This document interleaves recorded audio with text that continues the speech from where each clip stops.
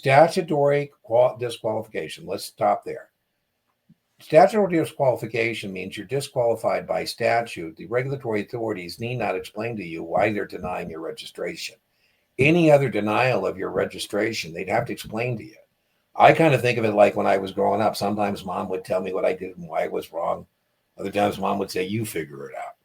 So yes, a felony conviction of the past 10 years is a reason for statutory disqualification. Yes, any felony. I used to, as a joke in class, Brian, say, anybody answer this yes on their U4?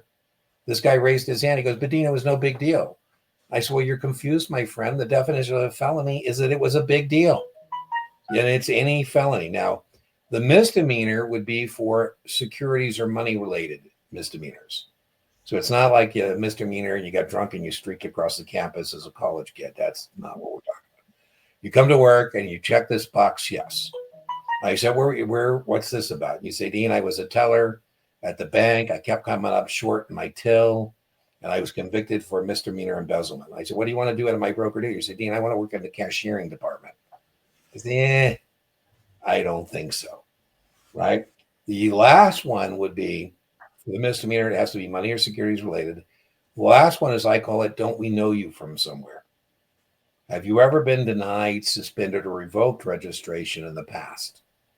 Oh, who are you again? Oh, Jordan Belfort. Jordan Belfort is the guy from Wolf of Wall Street, right? If he ever got back into the business, he'd be statutory disqualified under two reasons. He's a convicted felon, and he's also been barred from the securities industry. Brian, anything else you would add to that? No, you've got it. Pretty straightforward. It really is. Yeah.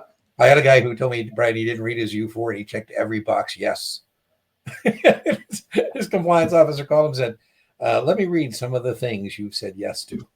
I know some firms, Brian, that give them a questionnaire that is the U4 question so they can answer, so they actually know before they fill the U4 what the answers are going to be. In our business, not a test question. But in our business, a clean U4 is somebody can answer no to all the questions. And so it's not a test term, but in our business, a dirty U4 is somebody who has a yes answer, and some answers are dirty enough.